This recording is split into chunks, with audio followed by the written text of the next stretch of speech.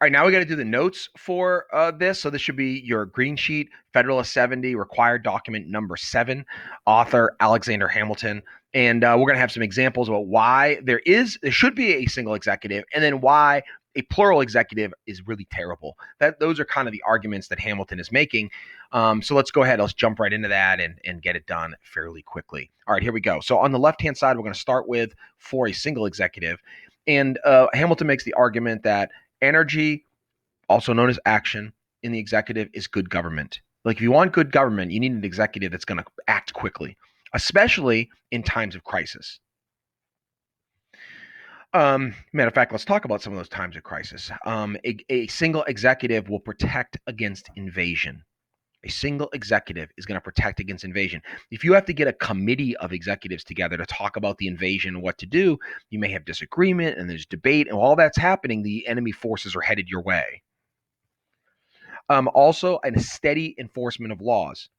When laws are enforced or not enforced, and you don't really know what to expect, this is very, very bad for a society.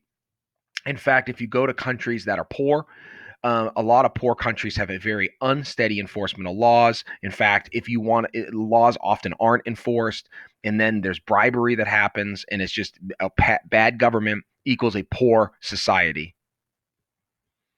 Protection of property rights. This is huge. Of course, this is a fundamental right in the American system, that you have a right to earn your money, that it's your property, and then you get to buy things with it, and that's your property. And if the government doesn't protect that, then we are going to have chaos. And also, you'll have poor society. Another thing that research shows very clearly, governments that do not protect property rights have societies that are poor.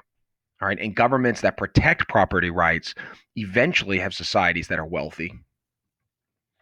So the ingredients for a good single executive are unity, meaning one; duration, meaning like a good 4-year term in this case; support, meaning an executive branch that they can call upon to help enforce law; and then competent powers, that they actually can do and act in things like being commander in chief and having a veto, etc.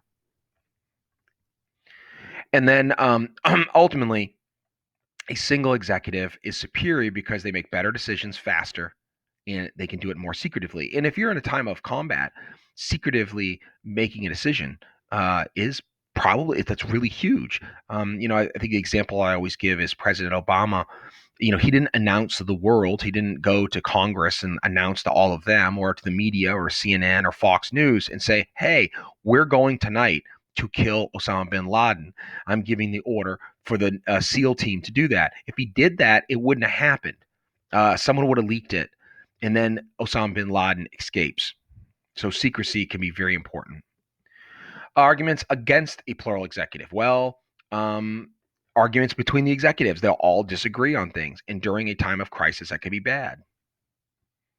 Famously, the story is that Joe Biden disagreed with the execution of Osama bin Laden, at least at one point. Well, guess what? Joe Biden was vice president, so it didn't really matter. But had they both been president and could argue over it, well, then you have a disagreement, nothing happens.